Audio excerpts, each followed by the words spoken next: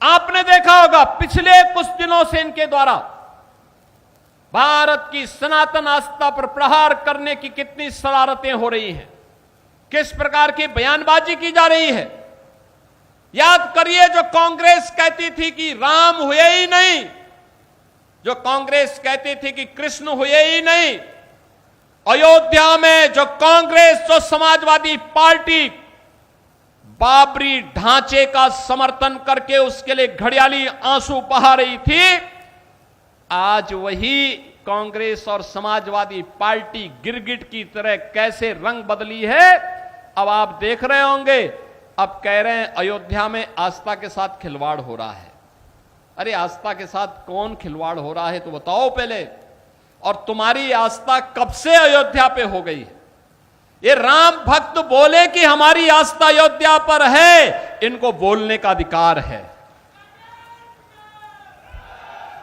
इन्होंने, इनके पूर्वजों ने अयोध्या के लिए लड़ाई लड़ी है, ये बोल सकते हैं, लेकिन कांग्रेस को बोलने का कोई अधिकार नहीं है। जो कांग्रेस राम के अस्तित्व को नकारती थी, जो समाजवादी पार्टी राम भक्तों पर गोली चलाती थी, वे आस्था की कौन सी बात कर रहे हैं? जो धार्मिक हिंदू विरासत से जुड़े हुए धार्मिक स्थलों के पुनरुद्धार का पैसा कब्रिस्तान की बाउंड्री वाल पर खर्च कर देते थे, वे लोग कौन सी आस्था की बात कर रहे हैं? और यही प्रश्न आपको करना चाहिए समाजवादी पार्टी और कांग्रेस के लोगों से।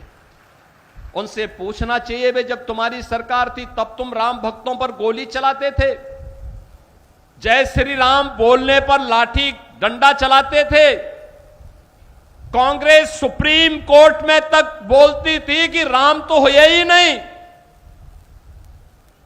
ये कांग्रेस के हाल थे। देश की सबसे बड़ी, सबसे प्राचीन पुरानी पार्टी, राजनीतिक पार्टी इस प्रकार की बात उस समय कहती थी।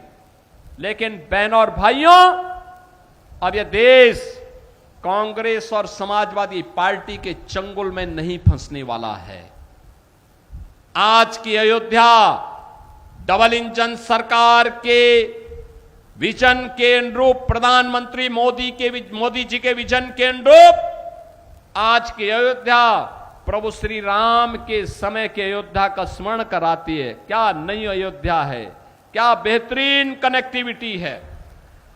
जहां से जाओ 4 लेन की कनेक्टिविटी, अयोध्या के लिए रेलवे की ब्रॉड गेज की डबल लाइन की सुविधा, और अयोध्या में इंटरनेशनल एयरपोर्ट महर्षि वाल्मीकि के नाम पर, यह केवल भारतीय जनता पार्टी कर सकती है। भारतीय जनता पार्टी के डबल इंजन सरकार ही कर सकती है। महर्षि वाल्मीकि के नाम पर इंटरनेशनल एयरपोर्ट, निषाद राज के नाम पर अयोध्या में रेन बसेरा का निर्माण, माता सबरी के नाम पर भोजनालय का निर्माण।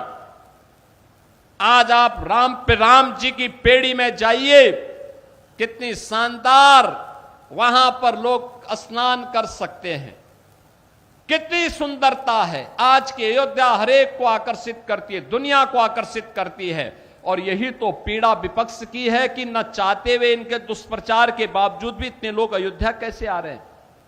उनको चिंता इस बात की है। और कभी कभी तो मुझे संदेह होता है, संदेह इस बात का होता है कि ये लोग एक घटना को किस तरीके से बढ़ा करके, हिंदुओं को अपमानित करके आस्था पर प्रहार करने का काम कर रहे हैं।